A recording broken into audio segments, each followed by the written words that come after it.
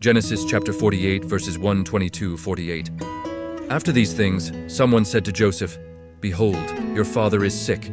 He took with him his 2 sons, Manasseh and Ephraim. 2.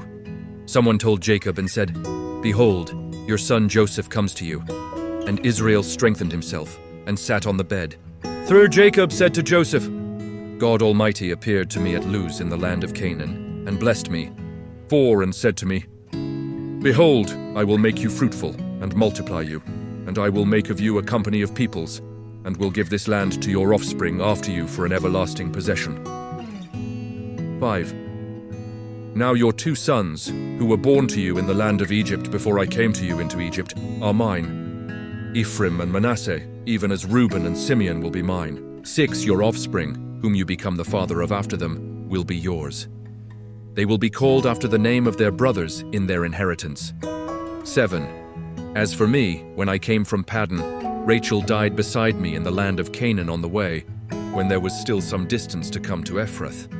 And I buried her there on the way to Ephrath, also called Bethlehem.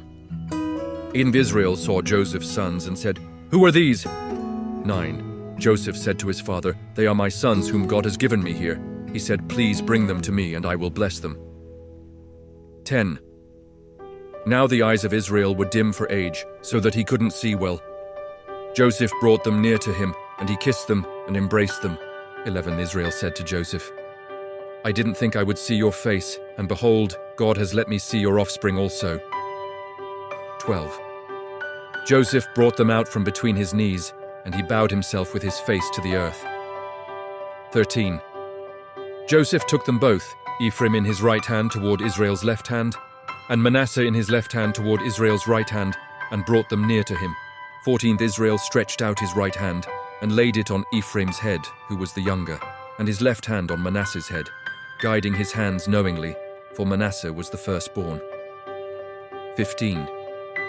He blessed Joseph and said, "The God before whom my fathers Abraham and Isaac walked, the God who has fed me all my life long, to this day. 16. The angel who has redeemed me from all evil, bless the lads, and let my name be named on them, and the name of my fathers Abraham and Isaac. Let them grow into a multitude upon the earth." 17. When Joseph saw that his father laid his right hand on the head of Ephraim, it displeased him. He held up his father's hand to remove it from Ephraim's head to Manasseh's head. 18. Joseph said to his father, "Not so, my father, for this is the firstborn. Put your right hand on his head." 19.